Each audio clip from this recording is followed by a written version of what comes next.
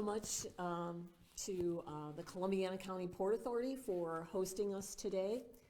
My name is Jeanette Wurzbicki with the Ohio Mideastern Governments Association, and this meeting is being recorded. It's also being posted Facebook Live, and it'll be posted to YouTube later on, probably tomorrow morning when we get back to the office. And since the summer, we've been working with Reid Consulting Group on a region-wide broadband study for the OMEGA 10-county region. And we do have a next generation of broadband profiles. Everyone should have received a copy electronically. There's more in the back. If you don't have a copy, please take that. So today we're honored to have Sean O'Malley from the Reid Consulting Group to kind of present our results today. What we want is we're really looking for your comments on the profile. We do have some cost estimates, want your ideas for where priority areas should be, and then we will be working with you in the coming year to identify funding sources and help you extend service to the unserved areas. We know here in Columbiana County that the commissioners did invest a lot of their CARES Act funds to expand broadband, wireless, I believe fixed wireless during the pandemic. And so those areas may not be reflected on these maps, but we're anxious to learn more about what areas may have been served. And just to give you an idea, since we now know the areas that are unserved and underserved, we just recently worked with Carroll County on an ARC power application to extend broadband into some of those unserved areas. So with that, I'd like to turn it over to Sean O'Malley to give you an update on our study and specifically the results for Columbiana County. For those of you that have attended some of our meetings in the past, some of the introductory material may be somewhat repetitive, but we wanted to make sure that since this is being posted for the public, that the public is aware of what's gone on in the past. So with that, I'd like to turn it over to Sean O'Malley.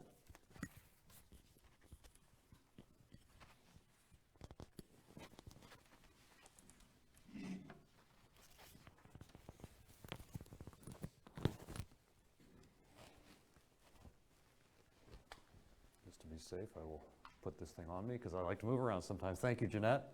I do see some familiar faces, so to you all, apologies for going over material that you might have heard in the previous presentation about this. To the folks who are new to this, I want to make sure you have good context for that. OMEGA funded this for us. We also worked with the neighboring development districts as well, Buckeye Hills, OVRDC, and Eastgate, as well as quite a few other partners. I always like to thank them up front. This would not be possible without that. So we need to get our region position for the win. My apologies, since we're a lot closer to Pittsburgh and Cleveland than we are to Cincinnati, but Joey Burrow is a hometown boy from Athens, so Appalachian boy made good. We need to first off identify and prioritize areas that need broadband. And we need to secure funding to make that happen because you can't do it just with private funding. And then finally, we need to track that funding and enforce it being spent, that it was spent properly and that it actually did get used for the purpose that it was marked for. So we've got quite the digital desert in Ohio. This map is now one of the official maps for Ohio. Broadband Ohio has adopted our methodology. You can see all of the dark red and the orange. Those are considered unserved by the FCC. Essentially, if you're not Cincinnati, Columbus, Cleveland, Youngstown area, you don't have broadband officially.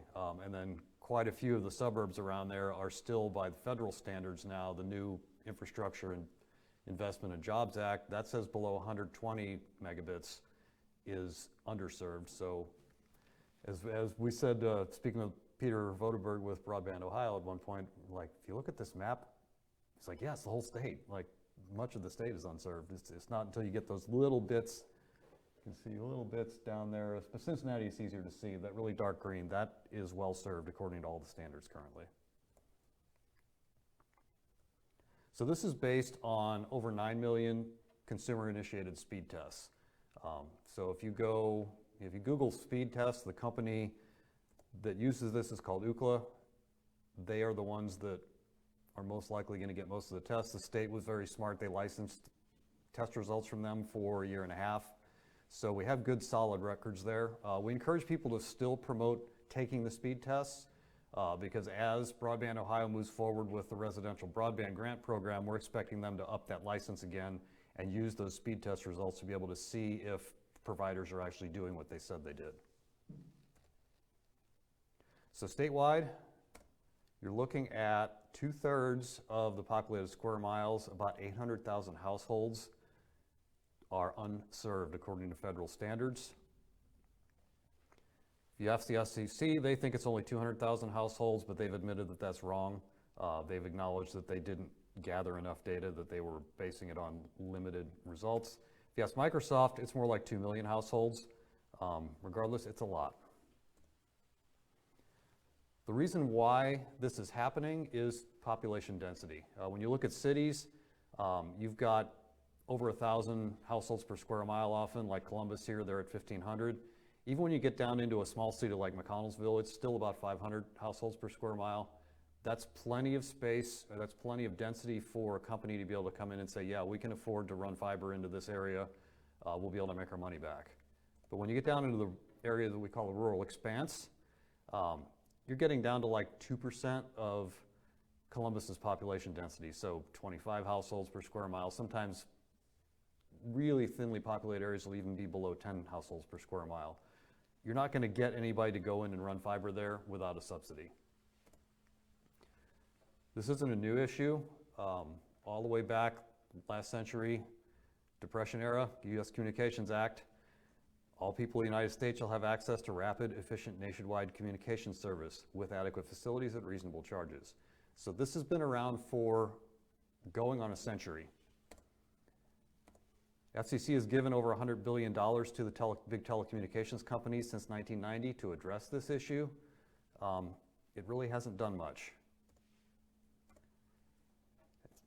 I like to use roads as an analogy here. Imagine if you quit maintaining the roads for a couple of decades. You're going to start out with getting some potholes. They're going to get pretty big. Eventually, it's going to turn into like a goat path or a Jeep track. That's all you're going to have left. And that's essentially what we've got. 50 plus years ago, the telephone companies ran copper cables throughout rural America. It was good technology. They did a good job with it, and it lasted a long time. But those things are not meant to last half a century. 30, you might be able to get 40 years out of them. And since then, they haven't maintained them because broadband speeds, you don't get that much benefit out of running over copper. And with people dropping their landlines in favor of cell phones, there just didn't seem any reason for them to do it. So essentially, they've abandoned that copper, and it's really worn out. So when you're replacing that stuff, specifications matter. Again, to use a road analogy, you can't just go out, if you get federal funds to build a road, you can't just say, oh, I'm going to slap down some number 4 gravel and then dump some asphalt over it. They're going to have specifications for what your subgrade is, what your base, your subbase, your binder, and the surface. All of that stuff, there are like 100-page, 500-page documents that say exactly what you need to do to build that road in order to match the specs. Broadband doesn't have that. Essentially, most of the programs just say, meet a speed. We don't care how you do it. And that can be a problem if you're talking about something that's supposed to last multiple decades. To give you a sense on this, to give you some perspective historically, the web was invented in 1990, basically. 2000, you had voice over IP, which are the phone lines that a lot of businesses use. Zoom started in 2010. Ever since the web was invented, we have seen a 10-fold increase in bandwidth demands. Every decade, it's like clockwork. Started out just barely 0.1 megabit. By 2000, it was 1 megabit. By 2010, it was 10 megabits per second, so a well-served household could expect to have that much. The FCC standard of 25 megabit down, 3 megabit up, that was relevant in 2012.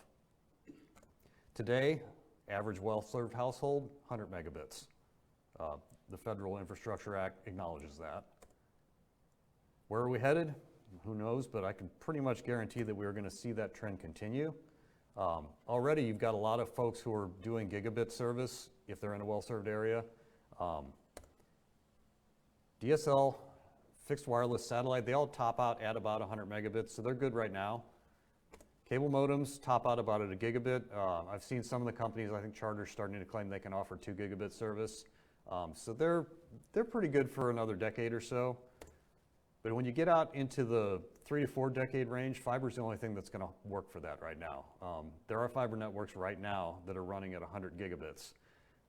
I don't know whether 100 gigabit is going to be this household standard in 3 decades, but I think it's pretty easy to say that it's definitely going to be 10 gigabits, considering that folks are already buying 1 gigabit service. So when you're looking at building infrastructure, and make no mistake, broadband is infrastructure. This is like building a water system. You don't want to have to come back in and rip up everybody's yards 5 years from now and do it again. You need to look 3 to 4 decades out.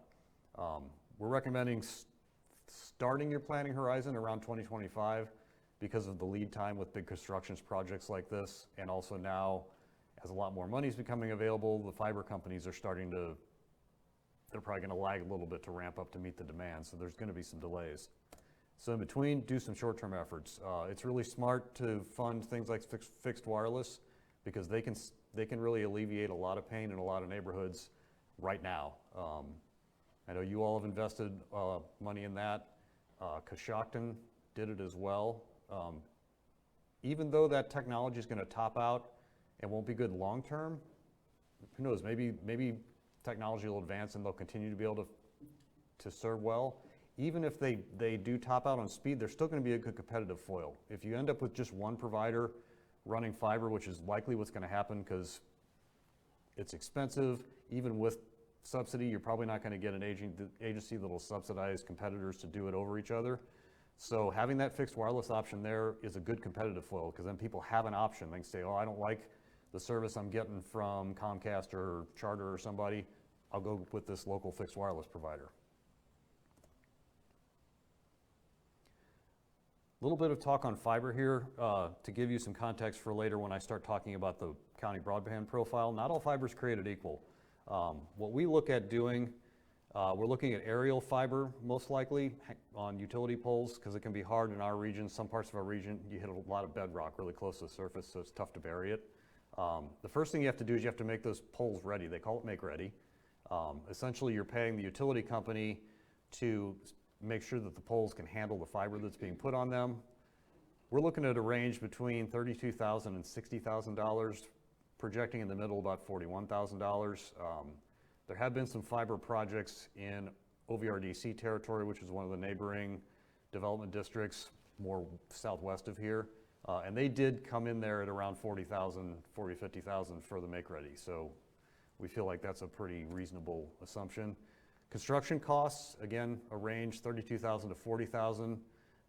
We're putting it on the high side of this right now, both because of the potential supply and demand issues, and also now that inflation's kicking in, all of these numbers, you may need to build in some wiggle room for prices going up. I've heard some folks say, assume 10 to 15% a year. That could be an issue with some of these grant programs where providers have committed to serving at a certain rate. So total, you're looking at about $81,000 for our projection per mile. Now this is high strand count, so it's a lot of capacity. You can get fiber cables that are really small that only have a handful of strands in them. They call them drop cables. They're real lightweight. You can cut down on your make-ready cost by using those because they don't weigh much. They don't put a lot of stress on the existing poles. And you could serve people right now in low-density areas with just drop cables, even for your backbone. But if you do that, yeah, it drops the cost, but then 10 years from now, once people know there's fiber there and folks start moving back to the region, lots more households come online, you're out of capacity. You're gonna have to either upgrade your backbone or you're just gonna have to start telling your customer service folks, here's the script to read when people complain about the fact that they're getting modem speeds out of it. This design that we're recommending also has enough capacity that you'd be able to support mobile towers. So if a provider wants to come in and start doing 5G around here, you need a lot of fiber to support real 5G. And also just 50% headspace for future expansion. We're speccing armored cable here. Squirrels love to chew fiber for some reason. They like it even better than electrical lines, maybe because it doesn't kill them when they chew through it. But we recommend that again instead of the inexpensive drop cable. Like drop cable is great to go to a house from your backbone, but you don't want to run your backbone that way. And we're recommending USDA's Rural Utility Services specs. And again, this is assuming that we're using existing utility poles and having to pay for make ready. Underground can work. In this region, our ballpark is that you could be looking at 10 to 50,000 per mile more if you're trying to bury everything, because of you don't know if you're going to run into rock or not. And there are ranges of buried cable as well. You can do shallow bury where they got a little trenching machine. They basically just cut into the ground and lay that cable in like 6 inches down and put it back under. That works. Anybody with a shovel, if they're going out to clear their culvert or something, they might cut right through it. Versus digging in deeper and running conduit and having large cables in it.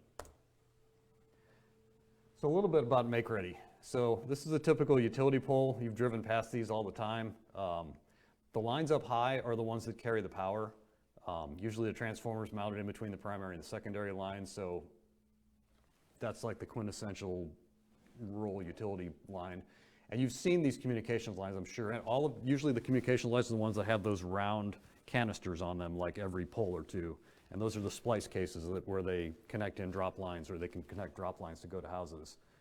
There are minimum clearance requirements when you put things on utility poles, and then some of them are just old.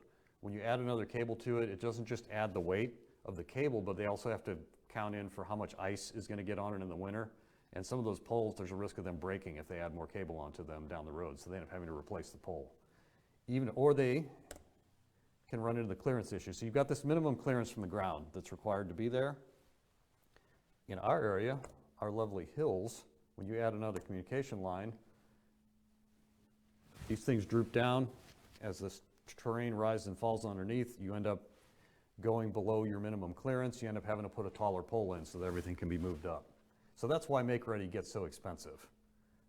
We have seen in Buckeye Hills area, I can't remember their name, it's the rural co-op that's in Marietta. They actually are applying and got a grant to do make ready, so that they're actually getting their poles ready now before providers come to them, so they can just say, yeah, we're ready for you, put the broadband in, where you won't have to pay for it. It's another good move. So looking at the OMEGA region here, you can see that a good chunk of it is below 10.1. So 78% of the populated acres and a full third of the households are unserved based on the FCC definitions. Columbiana, if you're looking up in the corner, the blue lines here are middle mile fiber. That's existing fiber that's available for providers to lease capacity on it. And you need middle mile fiber. Essentially, you've got these high capacity network backbones that run across state lines, across the country, that is sort of like the internet, if you could call something the internet. You need to get from that to local offices of internet providers. That's what middle mile does. It goes in between, and then you have the last mile that goes off of that middle mile into the actual neighborhoods and runs along the streets so that you can run drop cables out to the households. So if you don't have middle mile, you can't run last mile. Columbiana is in pretty good shape.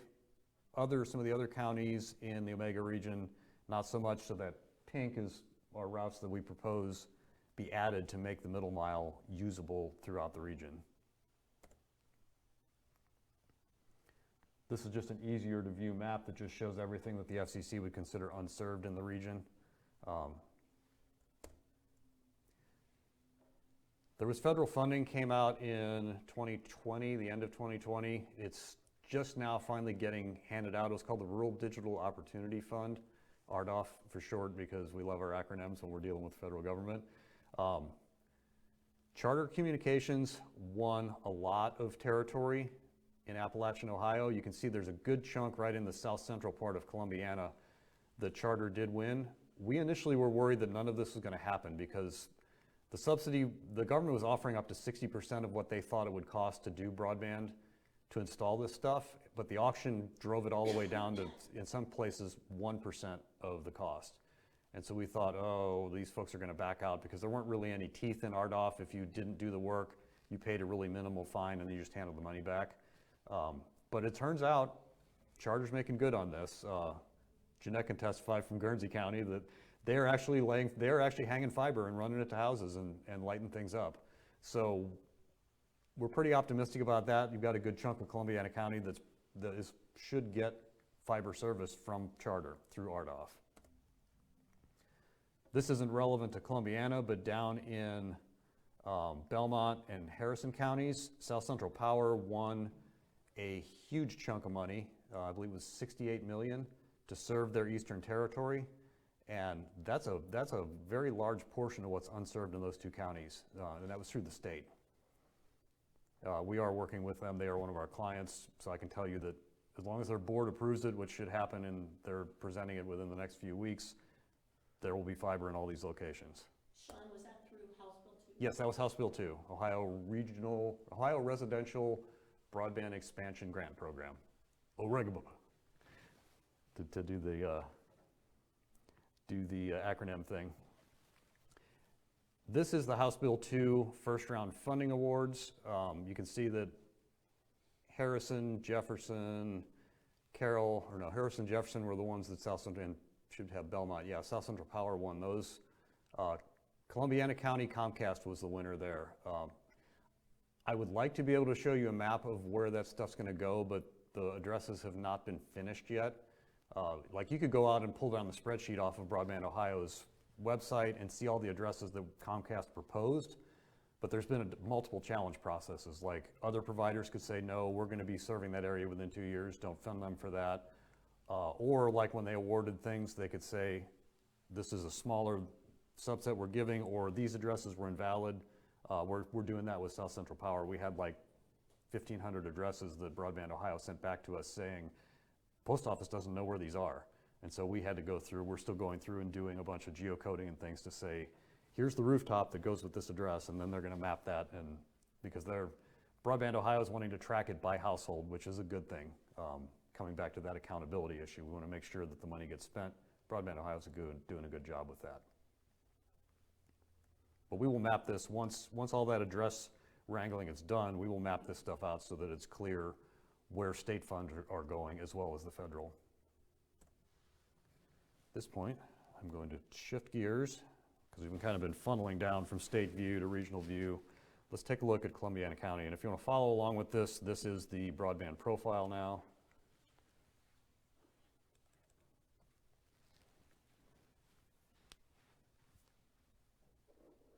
And I'm going to have to switch back to PowerPoint so that it will give up the screen.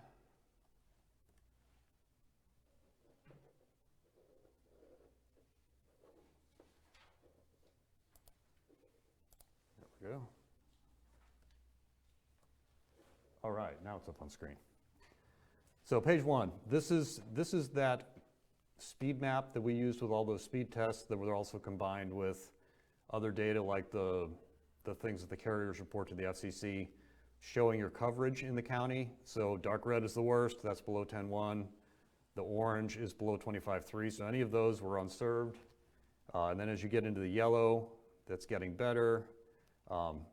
And we combined at this point for the green to be above 5010 because it just painted things so badly originally. The state didn't like seeing it initially that level. They've since come around after they've decided they trust our mapping methodology.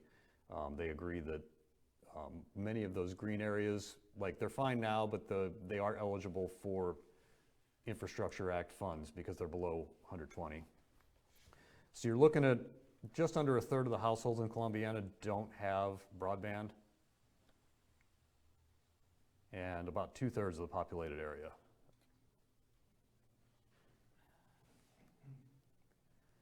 So on page 2, what we did here, OMEGA obtained the Dun & Bradstreet business data for the region for us to be able to analyze. It's not perfect. Sometimes they're like, we a few times when we spot check things, we're like, oh yeah, that business went out of, that company went out of business 2 years ago, but they're still in there. But for the most part, they're pretty accurate. They list the size of the business based on the number of employees, and they have a location.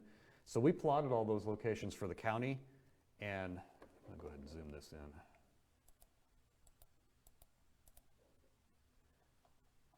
So we plotted all of the business locations in Columbiana County, and then we, come on mouse, stay out of the way.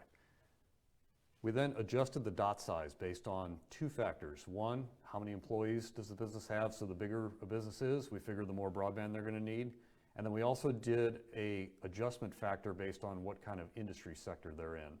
So like if you've got an excavation contractor, they still need broadband, but they're probably just gonna need it in their main office. Most of their employees, even if they've got 50 employees, most of those employees are out driving trucks, running backhoes during the day. They don't need broadband on their headquarters site the same way like an educational institution, a medical clinic. They're gonna be doing stuff, or like a bank, they're doing stuff every day with all their employees that needs to consume bandwidth. So they're gonna have a greater amount of demand. So we made the dots bigger based on business size and sector. And then we plotted them on the map. And you can see that a lot of the really dense clusters in Columbiana, fortunately, are in areas that have decent service right now. Again, we just did one color for the unserved areas.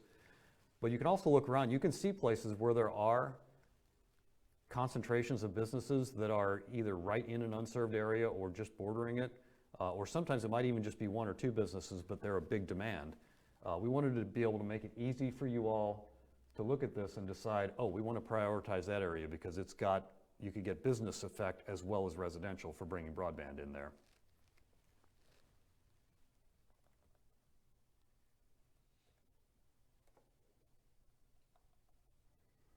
So then continuing on to the next page, this looks at residential. This is population density. This is not every household in the county.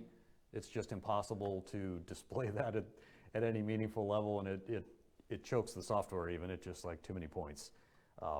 But we were able to come up with a way that kind of gives a visual heat map.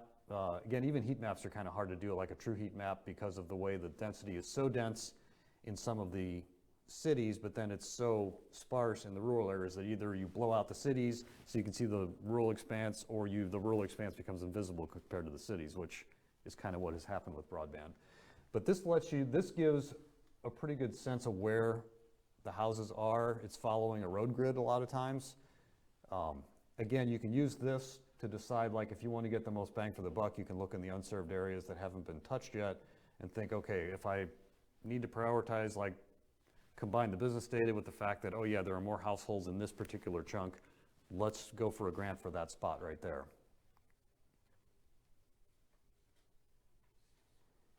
So yeah, out of about 50,000 households, you're looking at 13,500 who are not served right now. Yet another version of this, again, unserved in orange. This time, instead of looking at point data, we looked at the roads. So all of the thin lines on this map are roads that pass through unserved areas. And the reason this matters is that when you put fiber in, you got to follow the utility corridors, and 95% of the time that follows the roads. And you need to be where the houses are anyway, so you need to follow the roads so you can run the drop cables off of those into each household. So we plotted out where all of these unserved roads are and then calculated the number of them to figure into the budget projection, because essentially you can say, how many road miles do I have? That's essentially within 10 or 15% of what I need to do for fiber. That's how many miles of fiber I need. The dark blue on here, again, is the existing middle mile. So the fiber runs would tie into these dark blue lines and then run out along those unserved roads. Columbiana County, you're looking at 759 miles of unserved roads, and that's essentially how much fiber someone would have to build if you were going to serve every household in these unserved areas. So coming to our budget page, I'll go ahead and zoom this back out a bit so you can see the numbers. So remember, the budget figure that I used here is for a robust fiber to the home network that's going to last for 3 to 4 decades. So it's using high strand fiber count for all of the backbone runs, and then drop cable just to go to the individual households, and it's got extra capacity in it. I'm sorry. Yeah. Are you taking questions now? I can take them at any time. Can we go back to that map? I need to Yes. clarify something. So there are large expanses of unserved areas, but there aren't really any roads Are you looking at the white? Yes. The white is served. Oh, okay. Yeah, yeah, essentially we wanted to just kind of make the served areas transparent so that you can focus on the unserved. Though I can understand how that confusion could come up. Yeah. Yeah, and then we did an intersection with the road, so some of those roads look like they're just a tiny little segment because that's the only unserved part of it. Yeah, thanks for the question. That's a good one to clarify. Okay, so total cost we are figuring to serve the county, basically $71 million.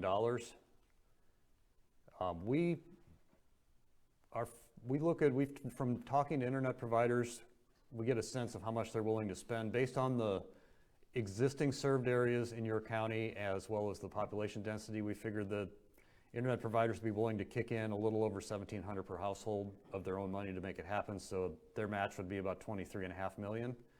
So that still leaves a funding gap of almost $48 million. So you're looking at about $3,500 per household. So if you're looking to subsidize the entire county, that's what you need to get to be able to do everything. And those costs are based on that stuff I did in the slide earlier. So $41,000 a mile for make-ready, $40,000 a mile for the fiber. This could change because of inflation right now, hoping that settles down soon. And would the cost of the drop line to the consumer be on the consumer? No, usually how those folks operate is that they have a range of often it's like 500 feet or something that they will, for free, they will run a drop cable up to 500 feet down to reach the house. And then usually there's an install fee of like $100 or something, $200 that pays for the little electronic converter that takes the fiber and turns it into something that can be used in the house, whether it's Ethernet or Wi-Fi. So the standard connection is probably kind of baked into the $23.6 million. Yes. Okay. Yeah. And Chad, I can speak from Spectrum because they've just installed on my road, and although I haven't signed up yet, they did say that they would run it from the road back to my house, and I'm probably close to the 500 feet from home. Yeah, there's probably still going to be, again, the nature of our region, part of what I love about it is that you don't necessarily have neighbors really close to you, but some households are going to end up like their driveway's a quarter or half mile long. Depending on the internet provider, they might go ahead and run the drop cable anyway, or they might end up saying, oh, it's going to cost you an extra $500 for us to run it. But the majority of the households, when we looked at the mapping, they're going to fall within the ranges that internet providers are willing to eat the cost to do that. We call it the cost to serve. I'm sorry to ask so many questions, but how this projection, how does that interplay with the bids and the promises that you talked about before with the various providers who are saying that they're going to provide service within the next X number of years? Mm-hmm. Take any of those contracts or bids into account? So you can, like if you wanted to do, we could do an intersect with the map we could say, okay, this part, like that's south central part of Columbiana is going to be served by Charter through RDOF. And then we can look up, once we get the Comcast addresses, we can say, okay, it looks like these addresses are all going to be served by Comcast.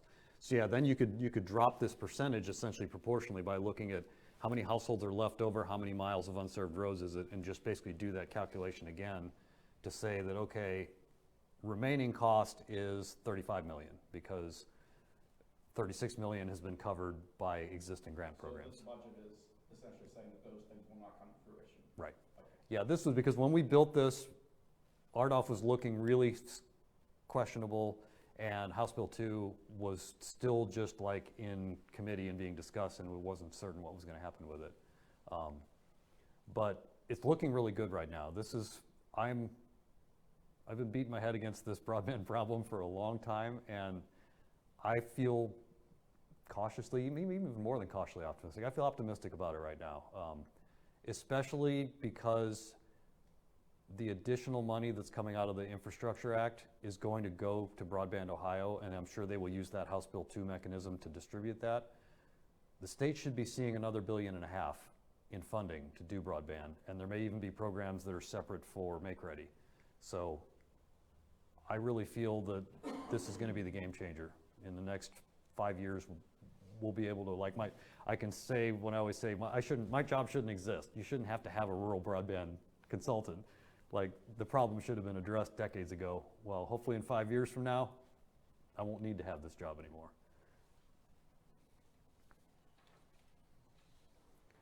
So here's a close-up on the RDOF awards. So you've got the dark blue is Charter. We are confident that they're going to do the work. Mercury Wireless won a decent chunk of the unserved areas in Columbiana as well. We don't think they're going to do anything with that. Same with those little pink dots for LTV broadband. Neither of those companies has done anything that we can tell through public records other than apply to be a provider. They haven't contacted any utilities for make-ready. They haven't filed any plans, any construction permits or anything. We figure they are going to default and just back out. And there's also a lot of scuttlebutt running around among like the telecom lobbyist types who are saying that they're thinking that the feds are actually going to rescind all of RDOF that hasn't already been approved. So like Charter's going to get their money. There's some other smaller operations. I think Massillon Cable is going to get some money. There's a one called Sox down in Southern Ohio that like they're about to get authorized. So like the ones that they authorize, they're going to give them the money. But there are these large swaths that were won by these companies that haven't done anything, and we're thinking that they're going to do the smart thing for once. They're going to pull that money back and just reallocate it in a different method. SpaceX is another one that falls into that category. They're the Elon Musk's low Earth orbit satellite company, and they won some really weird territory. We're doing some work with a county in Florida right now. It's the county that has Sanibel Island as part of it, and they're all, I mean, it's really wealthy area, and like SpaceX got a bunch of RDOF awards in Lee County, Florida, some of which are like the airport. Nobody lives in the airport. Or they would have these other territories when you looked at them, like the addresses were all luxury hotels. It's like, okay, that's weird. So we're thinking that's not going to get authorized because there's been some stink being made about that as well. But yeah, the reason for Mercury, they won territory all over the state, but it was like a shotgun blast, like dot here, dot there, dot there.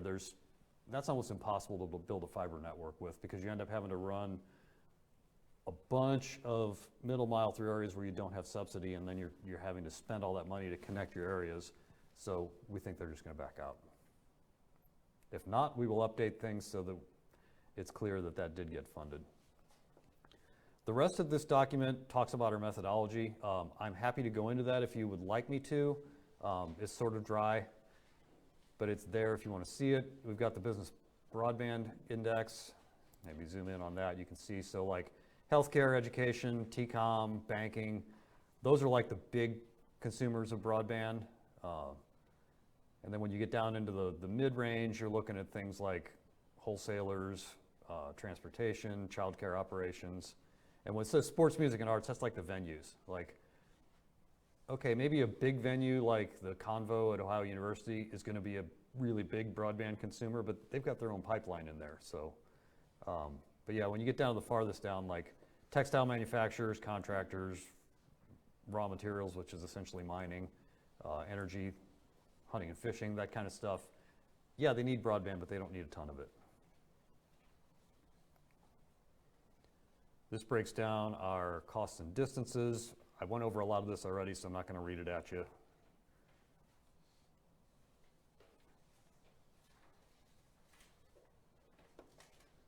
I do have a question on the methodology. Yes. I think I've raised previously, but when I take an Ookla speed test on my computer, it's because I'm having problems. So, are these based Are on these people skewed? who are having problems? Are they skewed because you're self-selected, because you're frustrated, and you want to know why your computer's running so slow? I think, yeah, I'll give you probably the same answer I gave you the other time, but essentially, there could be a little bit of bias toward, like, yeah, the unhappy camper is the one who's going to be banging on the speed test constantly. But when you look at the data, like when we looked at the point data before we collapsed it all into those individual census blocks that are colored like red, orange, green, you get diversity. If there actually is broadband there, you do get people who will test just because they care, just because they're curious or something, or they think it's a problem and it turns out Facebook is just having trouble with their servers and they run the speed test and they get 200 megabits come back as their speed. But essentially, if there is broadband there, there's going to be at least a handful of good results. It may not be as many as... You didn't filter out and drop the lower half or something like that to try to... We actually did. We did a boost. We tried doing percentage boosts of saying, okay, it's possible that the speeds are limited either because people have got an old router that doesn't work well, or there's something wrong with it, or they're too far from their Wi-Fi point. So we tried doing boosts of, I think it was even like 25% speed boost to shift it up, and it did shift things a little bit, but surprisingly, very few census blocks changed color. I guess what I'm asking though, did you think about taking all of the Ookla And then just lop it off? and then just say, well, half of these are people who are obviously having internet problems at the time. I mean, we're only gonna take the upper 50% or something like that. The stats we did on this, and I wish I had our stats person online who could explain it better, kind of did that, because essentially we took all of the locations, so you would have individual location, which oftentimes would have, like in an area, if there's only a handful of people, it might only be 6 or 8 tests, but a location is like a 100-meter circle, so you get multiple households in there. We would, let me make sure I get this right. We averaged the locations, and then we did a median, like we combined median and average at 2 different levels, and I'd have to read this to remember which it was. Yes. We're like, oh, Ookla's great, let's use it. No, yeah, we spent a... Broadband Ohio has approved your methodology. They decided this was a valid methodology, and it's not perfect. There are places where there might not, like there are places where it is going to be skewed a little bit, but we feel it's a fairly small number, and as more tests come in, especially as the folks promote it saying take it whether you're happy or not, it's going to get to be a better picture. And I don't want to speak for Broadband Ohio because this may not be the way they're thinking, but it could be a really useful approach to tell the providers who receive this money, we're going to be looking at this map, we're going to redo these maps periodically to see if things are changing, and so it's going to be in those providers' interest as part of the sign up when, like, Jeanette signs up for Charter. Part of what they'll say is, hey, after you've gone online, run this speed test a couple of times. We want to make sure it's good. And so if you get a lot of customers doing that as they come online, then those should green up in the results. Okay, one last comment. Yeah. Sorry. This is not your current methodology, but something maybe it's beyond what you want to try to do, but I'll tell you what would be very helpful for a county in trying to plan service to business. If you could, so I'm looking at the business opportunity area. Mm-hmm. Yeah.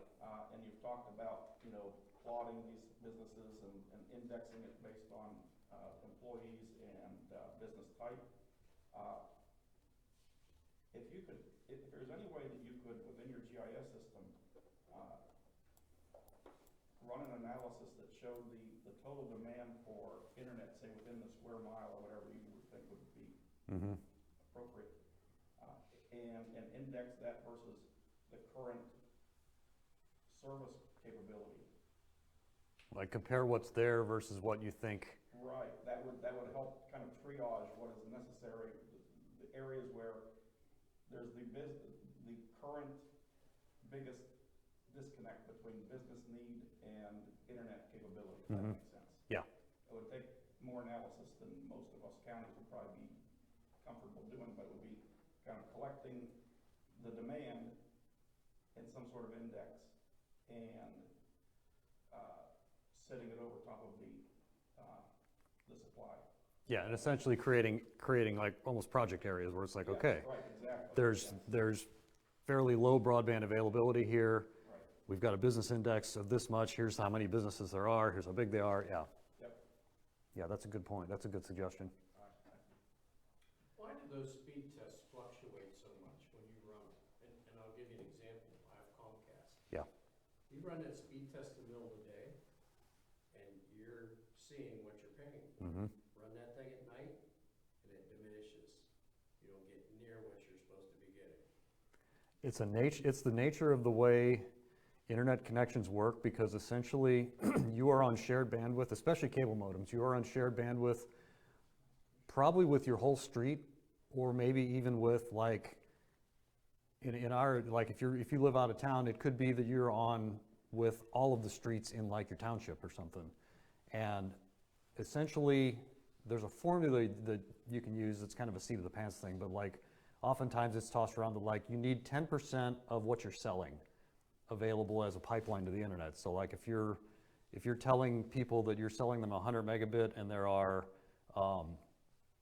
10 households on your line that's feeding into there, then that's a gigabit of, am I doing my math right? That's a gigabit of capacity, so your pipeline needs to be 100 megs. So you've got 100 meg line that's serving 10 people who are being sold 100 meg. And the reason you can get away with that is that almost never do people all do it at the exact same time. So it comes in spurts. Even if you're streaming on Netflix or something, it's gotten smart where it will suck down a bunch of content, like the next 5 or 10 minutes of the show, and then it'll go passive, and it'll just let that play. And when you're getting within a minute or so of where the movie's going to need to continue, it'll suck down another 10 minutes, and then it'll go quiet. And unless everybody hit play on that same movie at the same time, they wouldn't all be trying to grab it at the same time. So it works pretty well. But what you run into is sometimes is that the providers, either the equipment's getting old, or they just decided they're going to cut corners and save money, and they might have only gotten 5% of the capacity instead of 10%. Then it does happen, like in the evening, because when everybody's on, then when you only got 5% of the demand you need, then those requests are more likely to overlap because there just isn't as much capacity. I see that myself. I'm on a LTE connection, a cellular connection. That's all I can get where I live. And I've got a router that takes a SIM card. And real late at night or early in the morning, I get decent speed considering my signal strength and where I am. But if, like, in the evenings or something, or if there's especially like if there's a big sports event going on, like a big basketball game or something that lots of people are watching, streaming it, it tanks. And it's the same result, because that cell tower only has so much capacity, and I'm not only competing with the handful of people who are probably buying a broadband connection from, but I'm also competing with all the folks with their iPhones who are streaming over just like their cellular connection.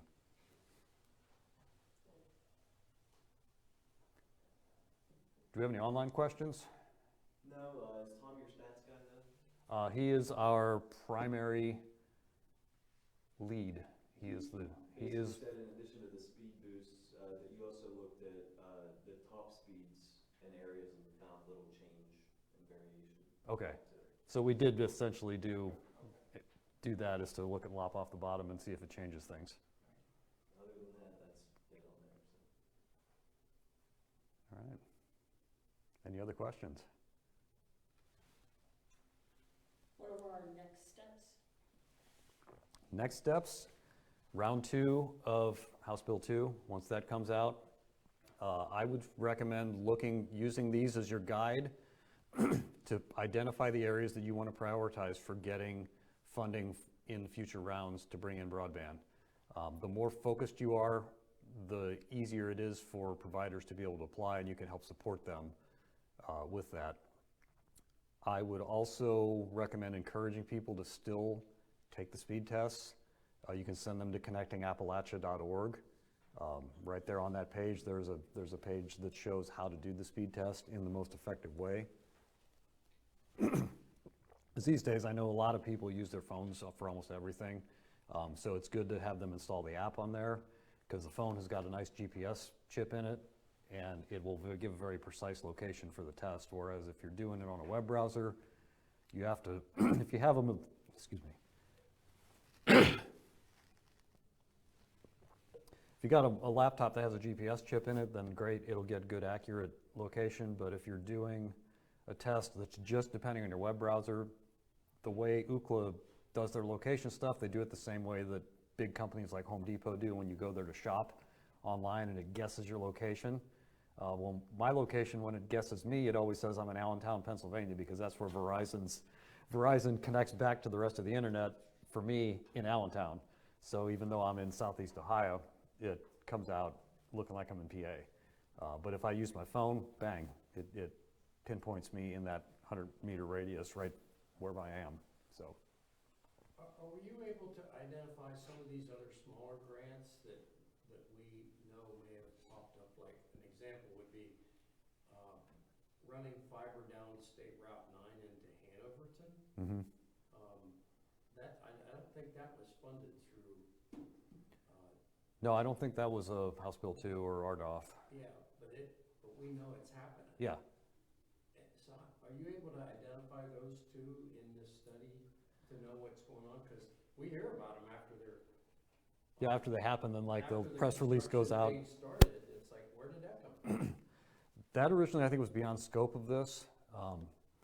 Tom might be able, if he's still on there, he might be able to weigh in on this.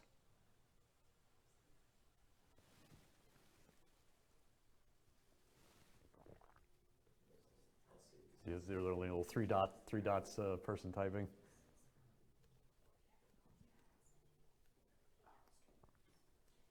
But if it was just a provider extending service without any funding, we really wouldn't know about it. We won't. Than through the speed test data, is that correct? Right. The speed test data would be the quickest way we would see, probably, because it has about a month delay. Eventually, we would see it from the FCC because the providers would file a new Form 477 saying, hey, we did this. But we've already learned that the FCC, from a very specific example of this, over near Troy, Ohio, and it starts with an M, Minford Telephone Company, a small private telephone co-op that has a fairly small territory, but they're doing things right. Like they've been running fiber to the home to their customers for years. And they just brought a bunch online, and they contacted us and said, your speed tests are wrong. Like your data is wrong. Like we are not seeing that. And we're like, well, we got a little bit of a delay here on the map. And then also we're like, here's another part of the problem, because like in some areas, if you don't have enough speed test data for it to be statistically accurate, we look at other sources like the FCC filings, and we're like, you all filed your own FCC filings, say that all you provide there is 10 megabit DSL. And they're like, no, we don't. We file, and it's like, well, have you updated your form? And then they checked in, like, the FCC told us it's going to be 9 months at least before our updated form shows up. So the FCC's data is like a year behind for what the carriers even say they're providing. So yeah, if it didn't have grant money where there's a public disclosure requirement to show it, yeah, we won't know for at least a year unless it shows up in the speed tests, which we did see when we looked. Like if we took Minford Telephone's word on it and said, okay, yeah, we're going to ignore the 477 stuff in all these census blocks that didn't have enough test data, then yeah, you're going to go green because we know that you filed that statement. I don't know if this was, if you're able to track this through Ookla, but was this ever considered like with the method that users have their internet connected, like Ethernet versus Wi-Fi? Because I know, like with an Ethernet cable, you'll get stronger connections. There's not that distance decay, and there's also not the issue of dealing with multiple users on that same internet source. Was that something that was ever factored into the Ookla speed test? I'm pretty sure they have that data in there. We looked at factors like that and didn't see enough difference for it to make a difference. We did exclude high latency connections. So like on Wi-Fi, if you're too far from your router, like your ping gets really long, and that's one of the things that in the big spreadsheet that has every single location's test result, that's one of the things they report. So if the latency is really high, we threw those out because we figured those people were just too far from the connection, or they had like interference, like a leaky microwave was running, and most Wi-Fi runs on 2.4 gigahertz, which is also what cooks your food. So if the door on your microwave is not 100% sealed for that Faraday cage in there, then there's going to be static essentially anytime you're cooking something. But yeah, we did throw out tests with like poor latency. So we mentioned next steps. Do you or OMEGA have any recommended partners to work with for the issue 2 funding, or what's your status on that? I think for getting feedback from you all as to what your priority areas are would be very beneficial. And, Comcast won a lot, and under House Bill 2, they may be a good provider to work with. You may have some local ISPs that you also want to work with. And then ARC continues to view broadband as a significant investment under their power program, which applications were just due this past Friday. So it may be something that we would want to reach out to you next fall to begin planning for that.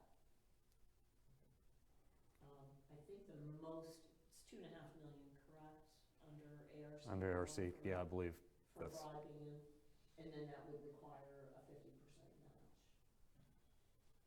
So for the sake of the folks listening online, I'll repeat that because I'm guessing the mic didn't pick you up very well. So the first point was do your prioritization, like look at these maps and figure out where do we want projects to go, and then you can work with OMEGA to identify places. We can also, you can look at the list of providers that are out there, both through like Comcast, who won a bunch of House Bill money, or just through the FCC of saying who all has filed for being carriers in here, and you can reach out to them.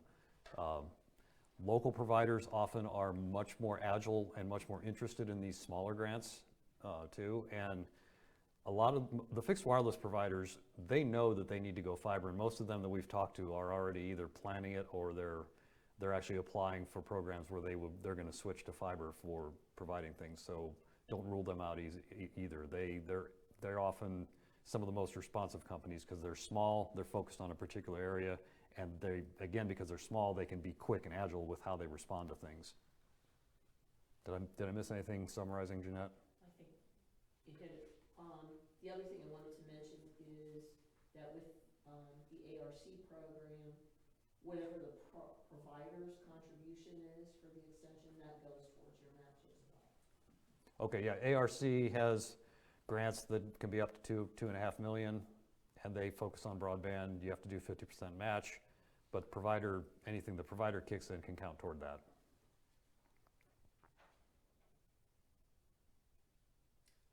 And then, Sean, did you want to mention about what you mentioned earlier, that we'll eventually have a link where folks can go to these maps and zoom in and zoom out? Yeah, we're putting together a live version of these maps that has all of the relevant layers on it, so that, and there'll be a login to that allows viewing of it that Jeanette can share with folks like you all, so that you'll be able to go in there. You can turn the layers on and off. You can make the transparency different so that you can see things through each other, and you can zoom in. So that I think would be very useful for planning if you're looking at project areas, because even these ones in the PDFs, when you zoom them in, like with the business data, when you got the blobs, they kind of hide the other stuff. Whereas if you're in a live map, you can zoom really in close on that and then drop the transparency on the business one so that you can see the roads better through them and see the base map. And Jeanette will let you know when that's available. Rough approximation on how long that might be? Soon. Okay. A couple of weeks probably. Okay. Weeks rather than months or years. We do not follow the FCC's timeline.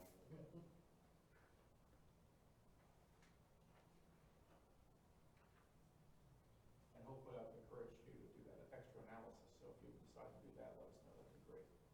Yep.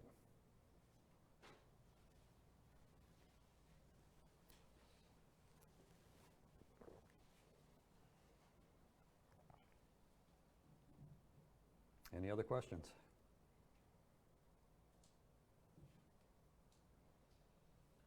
If as you look through these maps, and once the live version is available, if there are any priority areas that you know right now off the top of your head, please let us know before the end of May. Well, thank you. I guess the thing I'll close with is these maps really matter. I can speak from our own experience, clients we represented using these maps in their applications, took 56% of the House Bill 2 grant money. 131 million went to clients who we know were quoting these maps in them because we're the one who quoted them for them. And the fact that Broadband Ohio is using this, game changer. Like, I'm sure a lot of other providers were quoting these as well because they're available on Broadband Ohio's site at a county by county level, just for like that page 1 of the speed ratings. So, huge game changer. We're really glad it's happening.